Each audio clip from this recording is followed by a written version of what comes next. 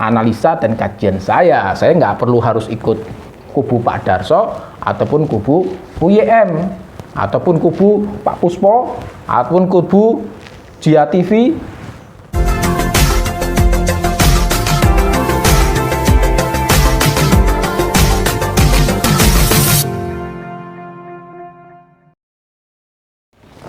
Assalamualaikum warahmatullahi wabarakatuh. Selamat berjumpa dengan Klinik Hukum Santri. Hari ini di sore hari yang cerah, alhamdulillah kita bersyukur kepada Allah, kita bisa ngevlog lagi. Kali ini yang kita ngevlog, saya ingin sebenarnya menceritakan bahwa sekitar hari Sabtu minggu yang lalu, tanggal 30 Oktober tepatnya, saya diundang oleh UYM Ustadz Yusuf Mansur ke rumah beliau di Tangerang. Saya karena memang niat saya adalah tabayun untuk mencari kebenaran, mencari penjelasan tentang berbagai masalah yang viral hari ini dan diungkap, dibahas oleh banyak YouTuber, banyak channel sekali yang membahas dalam-dalam tentang masalah kasus-kasus yang terkait dengan UYM ini. Maka tentunya saya sebagai seorang lawyer dan Klinik Hukum Santri ini saya maksudkan adalah sebagai sebuah wahana atau sarana yang edukatif buat masyarakat yang terkait dengan hukum. Jadi semuanya yang kita ucapkan harus didasarkan pada hukum, bukan pada isu, bukan pada bahasan-bahasan hanya sekunder saja. Kita harus berusaha untuk mencari sumber primernya. Kalau kemarin, sebagaimana sudah dibahas, saya sudah ketemu Pak Darso. Saya anggaplah beliau sudah bisa mewakili dari para korban yang dianggap sebagai korban dari investasi Yusuf Mansur. Namun tentunya sebagai sebuah sarana edukasi, Klinik Hukum Santri tidak bisa berhenti untuk mencari penjelasan dari salah satu pihak. Pihak yang lain pun harus secara seimbang didengar. Nah, itulah mengapa ketika ada undangan oleh UYM ke rumahnya untuk diberikan penjelasan, saya wajib datang. Nah, sekaligus sebagai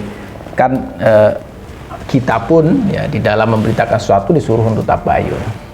Artinya minta penjelasan sehingga kita benar-benar apa yang kita jelaskan di dalam YouTube ini ada dasarnya, ada dasar hukumnya, ada dasar penjelasan yang seimbang, baik itu dari para korban maupun dari yang diduga pelaku di sini atau yang dituduh pelaku di sini. Jadi pada hari Sabtu itu, dan yang kedua, maaf, saya harus jelaskan dulu mengapa sebenarnya saya tidak perlu harus menjelaskan ini, tapi saya rasa penting juga. Mengapa? Karena banyak sekali ketika kemudian pada waktu selesai meeting di Wanayasa itu, kebetulan Daku atau Darul Quran kemudian menayangkan kebersamaan saya dengan Ustadz Yusuf Mansur dan ada salah seorang santrinya. Saya sih senang-senang saja, cuman ternyata kemudian itu ada yang menanggapi negatif. Kebersamaan saya dengan Ustadz nanti saya ceritakan apa motifnya kebersamaan tersebut dan sebagainya. Tapi yang paling penting awalnya itu memang tujuan saya adalah tabayun. Ada yang menanggapi negatif ternyata. Ada yang mengatakan orangnya Klinik Hukum Santri sudah berbelok katanya. Katanya hukum santri sudah berbelok karena diajak ngopi. Ini perlu saya jawab juga. Saya itu nggak suka ngopi. Jadi mungkin kata-katanya nggak diajak ngopi kali diajak ngeteh atau diajak minum air putih gitu baru pas gitu katanya. Tapi tidak berbelok belum, nanti saya jelaskan. Saya tidak pernah berbelok dari tujuan saya. Nah, nanti kita jelaskan tujuan saya. Saya ini tidak bisa dibeli ya. Dengan harga berapapun insya Allah saya kaya ya, kan kaya itu ya bukan kaya harta ya. Laisal ghina an kasratil ya, arad ya, laisal ghina an kasratil arad walakinnal ghina nafsi ya, itu sebuah hadis. Ya, kaya itu bukan hanya berdasarkan yang disebut kaya itu bukan karena kaya harta, tapi kaya hati lah. Itu saya kaya hati, jadi nggak bisa dibeli. Insya Allah saya tetap istiqomah di jalan yang lurus insya Allah atas izin Allah tentunya ya, karena Allah yang memberikan petunjuk. Jadi ada yang mengatakan seperti itu, ada juga yang langsung kemudian bikin sebuah video yang diupload di YouTube. Ya, yang ngomong wah channel Klinik Hukum Santri ternyata cuman orangnya UYM yang pura-pura bantu para korban penipuan Yusuf Mansur. Ini kan juga ya nggak ada masalah sih, memang di YouTube kan semua orang bisa komentar dan saya nggak ada masalah juga, saya tawa aja. Cuman buat yang lain itu kan perlu ada penjelasan biar tidak salah sangka juga, karena menimbulkan suudzon juga nggak boleh ya kan. Karena itu saya tetap harus wajib bahkan hukumnya untuk memberitahukan, karena saya sudah terlibat atau melibatkan diri dalam kasus ini ya. Jadi mau tidak mau apapun yang saya lakukan perlu saya konfirmasikan. Dan juga ada lagi yang ngomong ya jauh-jauh dari Jawa Timur bilang ini apa sih maksudnya video tadi, maksudnya saya bersama sama Ustadz UYM tadi, apa sih maksudnya? Apakah memang kemudian meragukan bahwa saya akan membantu para korban? Nah, jadi atas dasar hal-hal seperti itu ya saya perlu, dan sebagaimana saya omongkan tadi bahwa perlu wajib hukumnya bagi saya untuk mengklarifikasi sedikitnya, menjelaskanlah gimana apa maksud saya bertemu dengan beliau, kemudian apa yang saya lakukan dengan beliau di sana. Apakah kemudian diajak ngopi? Ya memang diajak ngopi, tapi saya nggak mau karena saya nggak suka kopi. Dan aktivitas apa yang kita lakukan itu ya. Latar belakang kenapa saya membuat video ini ya. Jadi sebelumnya saya memang ada pembicaraan ya sebelum diundang ke pembicaraan melalui pertelepon ya. Kemudian beliau mengundang saya dan saya juga mengajukan diri untuk bertemu ke beliau dengan maksud murni untuk melakukan tabayun ya, fatabayyanu ya, mencarilah penjelasan. Yaitu saya lakukan untuk mencari kebenaran, mencari informasi yang seimbang baik dari pihak korban maupun dari yang dituduh sebagai yang mendolimi korban. Ya, harus saya dengar juga, nggak boleh saya hanya mendengar dari para korban namun mengabaikan yang dituduh. Itu juga nggak boleh dalam hukum agama, juga tidak boleh, dua-duanya harus didengar. Lah kemudian kita dudukkan dalam porsinya, dan yang tiga yang paling penting adalah kita masuk dalam solusi. Gimana solusinya? Apakah tidak ada solusi? Ya itu jangan sampai kemudian pada akhirnya kita hanya main perang-perangan di medsos saja, kan nggak baik juga bagi umat Islam seluruhan gitu loh. Kita harus masuk pada bagaimana memecahkan ini, bagaimana menjembatani dan memediasi keduanya, sehingga persoalan ini setidaknya bisa ya kalaupun nggak bisa selesai, bisa mendekatin selesai lah gitu loh. Artinya nggak terlalu ramai juga, karena juga nggak bagus juga. Nah, dalam motif seperti itu kemudian saya mendatangi rumah Ustadz Yusuf Mansur ya, pakai Grab, pakai taksi Bluebird ya. Waktu itu pagi-pagi benar saya ke rumah beliau di Tangerang. Di sana disambut oleh tim medianya yang cuma satu, Pak Dwi itu kalau salah namanya. Itu tim media dari Ustadz Yusuf Mansur yang menurut beliau adalah memvideokan segala aktivitas beliau, ya, merekam segala aktivitas beliau dan kemudian diupload di Daku lah. Itu kalau lihat hasil-hasil karya beliau itu bisa lihat di Daku Channel. Itu saya bertemu dengan Pak Dwi.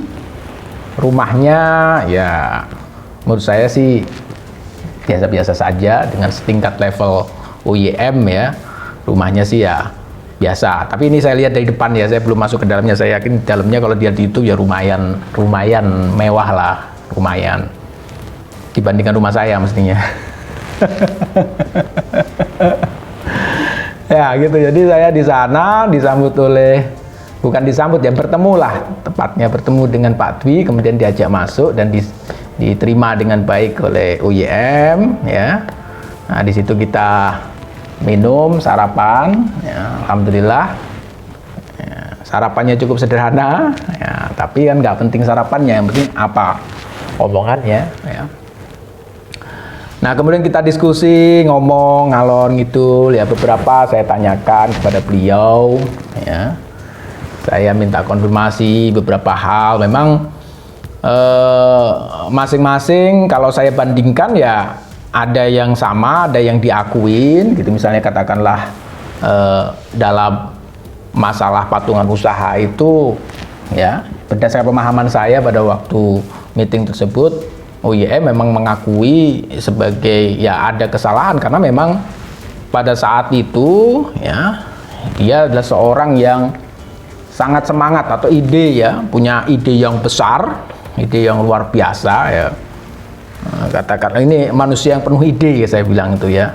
Nah, idenya juga besar, yaitu dengan mengumpulkan dana masyarakat. Waktu itu kan isunya tentang Indosat ya, cerita tentang itulah ya. Ini panjang sekali nih kalau saya cerita tentang itu, tapi yang pasti saya simpulkan ini orang punya ide besar, dan untuk ide itu dia juga punya kekuatan untuk menggalang massa, menggalang menghimpun dana.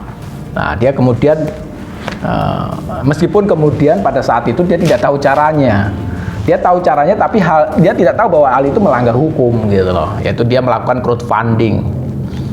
Nah, artinya dia memberitahu kepada masyarakat, ini loh kita mau melakukan ini. Nah, siapa yang mau ikut, ayo kita sama-sama, misalnya seperti itulah intinya. Nah itu kan kemudian disentil tuh, karena dia waktu itu ya semangat dan idenya yang besar, cuman caranya yang dia mungkin dia mengatakan dia tidak paham, sehingga kemudian pada akhirnya disemprit oleh OJK ya, dihentikan, dan akhirnya kembali ke jadi koperasi itu Merah Putih, koperasi jamaah dan sebagainya. Nah itu adalah proses dia. Kemudian juga, tapi juga ada beberapa hal yang tidak diakui oleh beliau. Artinya beliau tidak melakukan apa yang dituduhkan itu ya. Misalnya tentang investasi batu bara sebagainya. Nah, dia mengatakan bahwa dia tidak terlibat terhadap kasus tersebut. Nah, yang terlibat itu ya diduga koperasinya sendiri dan Ardiansah tentunya. Nah, itu salah satunya. Kemudian juga dalam kasus dengan Pak Puspo misalnya, nah itu juga beliau merasa ada beberapa informasi yang tidak benar. Ya meskipun ada beberapa informasi yang benar, jadi memang ini subjektif sekali, tapi itulah kenapa saya harus mendengar dari kedua belah pihak, sehingga saya mendapatkan pandangan yang jernih untuk membahas tentang masalah ini, karena saya seorang ahli hukum, praktisi hukum.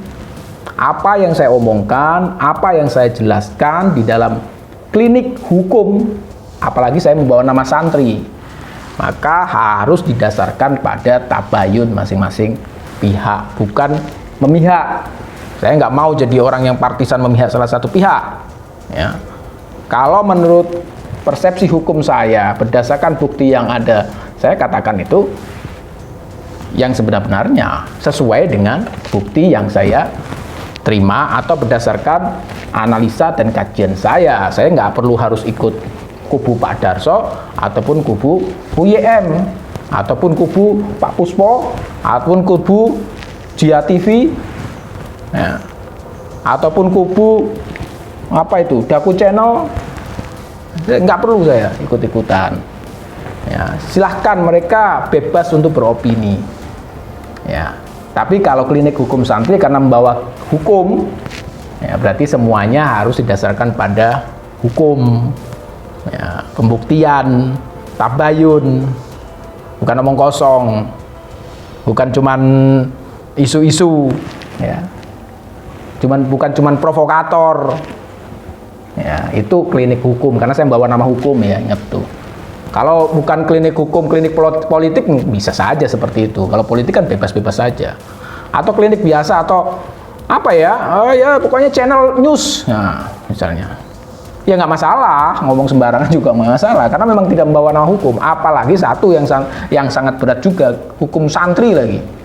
Ya sebagai karakter santri ya harus hati-hati juga. Apalagi ini juga pertama menghadapkan antara masyarakat di satu sisi dan ustadz ya besar, ya ustadz hebat yang punya pesantren besar, punya santri banyak, ya itu kan sebagai seorang santri juga tetap harus mengedepankan nilai-nilai tawadhu, ya rendah hati, dan harus apa yang diomongkan tetap harus didasarkan pada bukti yang ada. Ya itu sekilas saja ya, saya nggak mau detail dulu ya karena banyak serinya.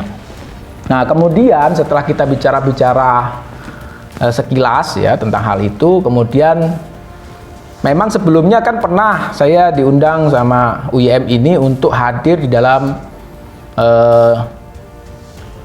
tausiahnya, salah satu tausiahnya ya, jadi di PP Golkar waktu itu, cuman saya karena saya tidak suka formalitas ya kan, di DPP Golkar kan ya berarti orangnya yang datang kan orang hebat-hebat, sementara saya ini kan orang biasa gitu kan, yang nggak suka pakaian bagus gitu kan, nggak terlalu suka lah seperti itu formalitas, waduh kelihatan ini, saya nggak suka, saya lebih suka yang kayak gini aja, santai, biasa-biasa orangnya, ya gini seperti gini aja, sederhana lah gitu loh. Nah, karena itu saya menolak waktu diundang ke tausiah beliau di DPP Golkar. Nah kemudian alasan saya menolak juga, saya kepingin sebenarnya untuk melihat pesantrennya. Kenapa? Karena memang saya punya cita-cita, bismillah, semoga Allah mengijabahi dan doakan saja untuk membuat pesantren gitu loh. Itu cita-cita saya sejak lama, cuman Allah masih belum mengizinkan.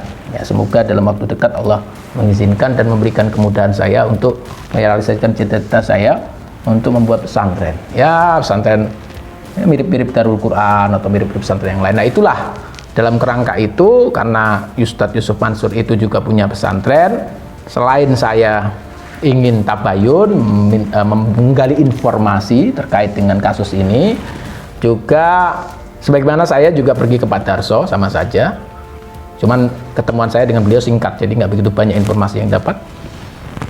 Juga saya ingin mencari inspirasi tentang sebuah pesantren itu seperti apa.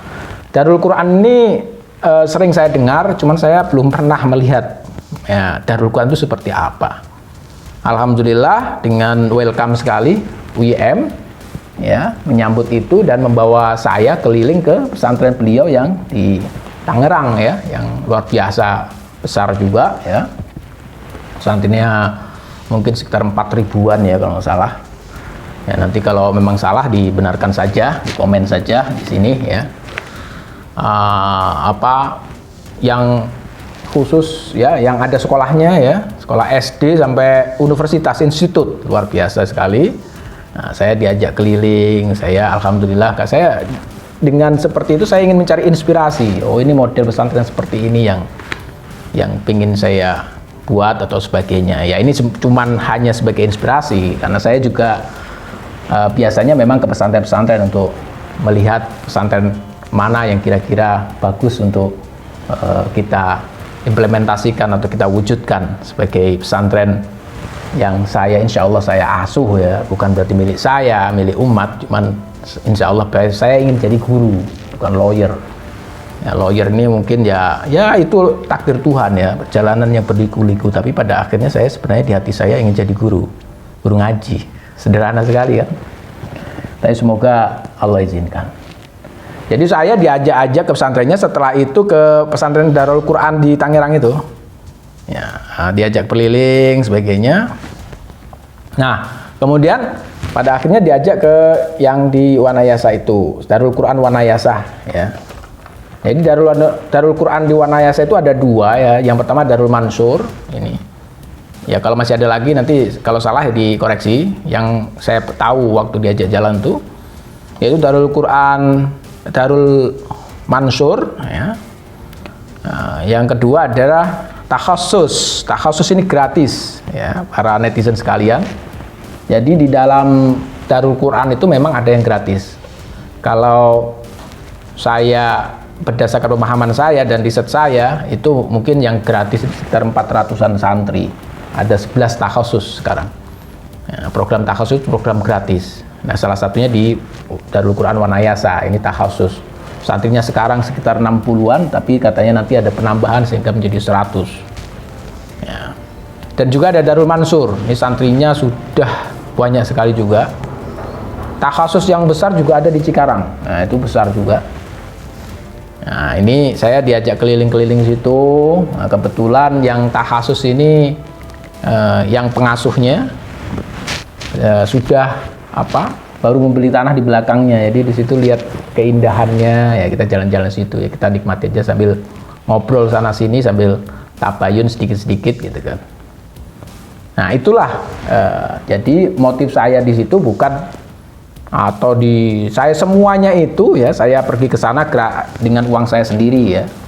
Ya kalau ke Wanayasanya ya saya ngikut mobilnya UYM karena nggak mungkin pakai mobil. Saya memang nggak pakai mobil ke sana, pakai Grab, pakai Bluebird, taksi Bluebird. Jadi otomatis saya nggak punya kendaraan, jadi ikut aja, nebeng lah istilahnya kendaraan UYM ke Wanayasa sana di Purwakarta. Habis itu pulang ke rumah malam ya, pada waktu malam. Jadi itu ya para netizen sekalian, jangan kemudian pertemuan saya ini dipahami, disalahartikan bahwa saya memihak beliau gitu ya. Saya tetap memihak pada insya Allah yang lurus. Saya tetap memihak pada kebenaran yang didasarkan pada hukum dan bukti-bukti yang ada. Ya. Dan untuk saat ini saya belum bisa menyimpulkan mana yang salah, mana yang benar. Tapi sebenarnya memang tadi kan sudah saya ucapkan atau saya jelaskan bahwa UYM sendiri dalam beberapa hal mengakui bahwa dia salah gitu loh. Tapi juga ada beberapa hal yang tidak diakui dan ditolak karena informasi itu tidak benar. Ya. Jadi dalam hal ini saya sih tidak mau mengobarkan masalah lebih dalam lagi. Itu satu, itu klarifikasi saya tentang perjalanan itu tabayun saya dengan UYM. Yang kedua, mungkin netizen bertanya-tanya juga, mengapa channel saya itu berhenti menayangkan UYM atau membahas tentang UYM 2 minggu lalu ya. Sejak 2 minggu yang lalu itu memang saya tidak membahas tentang UYM lagi. Kalau yang channel-channel lain kan terus-menerus itu menayangkan tentang UYM. Memang menarik sih kalau dari segi subscriber, dari segi pendapatan ya. Saya tidak tidak ragu saya bisa mengatakan bahwa menguntungkan sekali kalau membahas tentang UYM ini gitu loh. Karena subscribe-nya akan cepat melonjak dan pendapatannya pasti pendapatan dari AdSense-nya juga luar biasa. Tapi kan saya tekankan lagi bahwa saya membuat channel Klinik Hukum Santri ini membawa beban hukum dan membawa beban santri ya. Jadi tujuan saya bukan semata-mata duit ya, ingat itu netizen, saya nggak butuh itu duit ya. Memang butuh sih, sebenarnya butuh, cuman saya ini ya channel saya ini ya, sebenarnya tujuan saya membuat channel itu adalah agar channel saya bisa memberikan manfaat buat masyarakat, agar channel saya bisa memberikan edukasi tentang hukum kepada masyarakat dan isu-isu yang lain masyarakat, agar channel saya bisa memberikan inspirasi untuk melakukan kebaikan buat masyarakat. Itu tujuannya, murni itu, bukan agar channel saya subscribe-nya banyak, ya, kemudian dapat AdSense-nya banyak, dapat pendapatan dari apa? Insya Allah saya tetap lurus dalam hal ini. Ya, itulah kenapa saya tidak atau berhenti untuk sementara waktu mengulas UIM. Saya ingin bahwa di jalan saya itu isinya bukan UIM terus gitu loh. Masa apa itu satu channel itu isinya bahas UIM saja, ini lama-lama saya jadi dinamakan provokator, bisa jadi gitu kan. Padahal kan saya tujuannya ini lembaga edukasi. Apalagi kalau saya lihat komen-komen netizen itu luar biasa, apa ya, saling mencemooh, saling mengejek, saling, aduh, saya juga merasa bersalah, jadi seolah-olah saya membuat sebuah apa wahana bagi orang untuk saling ini gitu loh, saling mengatain, saling apa ya. Nah, itu kan juga nggak baik. Jadi saya untuk sementara rehat sebentar, ya, setelah 2 minggu itu saya coba memproduksi hal-hal yang lain yang terkait dengan hukum, ya. Sebenarnya kan sudah banyak juga saya membahas tentang UIM dan saya tidak delete itu kok, gitu kan. Artinya kan saya tetap pada patokan saya bahwa memang ada hal-hal yang memang UIM itu salah dan itu juga diakui oleh beliau, bukan ditolak ya. Tapi ada hal-hal juga yang mungkin perlu didalami lebih lanjut karena dari UIM sendiri tidak mengakui ada hal tersebut atau yang diucapkan di media itu tidak benar dan sebagainya. Itu kan harusnya berarti kan harus ada langkah untuk mendalamin itu. Ya kan memang semuanya itu akan gampang kalau dibawa ke pengadilan, tapi pengadilan itu pun tidak bisa secara hakiki untuk menunjukkan kebenaran, karena kebenaran di dalam pengadilan adalah kebenaran formil. Kalau ada buktinya, ya yang bisa membuktikan itu benar. Padahal belum tentu orang yang bisa membuktikan secara formil itu benar secara material. Dia bisa saja memalsukan dokumennya. Dia bisa saja yang satu yang kalah itu kebetulan dokumennya hilang, kan bisa saja. Yang hakiki tetap sebagaimana saya sebutkan di awal dulu adalah kebenaran yang nanti di akhirat, yang diadili oleh Allah yang Maha Adil. Itu. Nah, karena itu tapi sebetulnya juga saya sudah banyak membahas tentang UIM ini sekitar 6 video. Tapi kan kalau saya lanjutkan nih, netizen, saya lanjutkan lagi membahas UIM, tidak saya jeda dengan tema-tema yang lain, waduh. Wah, kalau bisa jadi saya dianggap sebagai provokator, isinya ke UIM aja, emang nggak ada pembahasan yang lain. Apalagi kalau ini buat edukasi, misalnya ke masyarakat atau ke santri sebagainya tentang bagaimana cara membuat channel YouTube yang bagus. Waduh, saya bisa nggak punya muka karena ketika saya tampilkan isinya cuma bahasan UIM. Saya sih bisa saja membahas UIM sambil tidur ya, para netizen sekalian, gampang sekali dan memang ini ya sangat menggiurkan kalau dibilang gitu kan, membahas UIM, karena tentu saja yang apa itu, yang viewer di sana itu banyak banget tuh. Sehari aja bisa 10.000, ya 5.000, itu cepat sekali. Ya kalau viewernya banyak otomatis pendapatan AdSense-nya banyak juga.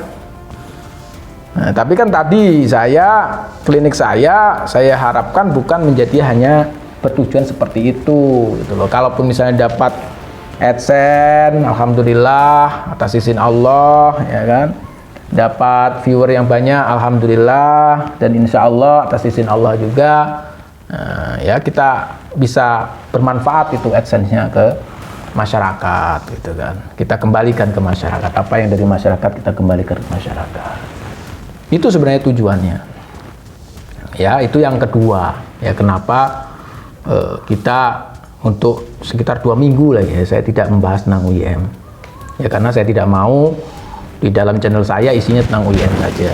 Ya, sebagaimana yang bisa netizen lihat sekalian, setelah UIM 6 minggu yang lalu kita juga tetap eksis di YouTube dengan menampilkan tema-tema yang lain, misalnya dengan tema-tema pinjol, tema-tema upacara. Nanti kita mungkin akan tema-tema memberikan inspirasi tentang berderma, ya, membagikan bersedekah ke ini, ya, ke tempat anak yatim, fakir miskin, dan sebagainya. Kemudian para netizen sekalian, ya, ini sudah 30 menit. Nah, untuk sementara itu dulu ya. Ini kalau saya bicarakan panjang banget. Jadi nanti bikin part 2. Jadi yang satu tadi, yang ini hanya singkat aja ya, tentang hasil pertemuan sama dengan UIM. Tadi yang saya tekankan bahwa dari hasil tabayun saya tersebut memang ada yang sudah diakui ya, memang pada waktu patungan usaha itu intinya ya berdasarkan pemahaman saya nih, saya nggak tahu nih pemahaman Ustadz Yusuf Mansur yang menjelaskan bahwa UIM itu mengakuin ada kesalahan karena memang pada waktu itu dia terlalu menggebu-gebu untuk mengumpulkan dana masyarakat tapi tidak tahu aturannya sehingga kemudian disebut OJK. Tapi ada juga hal-hal yang disangkal oleh UIM. Itu saja ya yang dapat saya sampaikan tuh. Ya. Wassalamualaikum warahmatullahi wabarakatuh.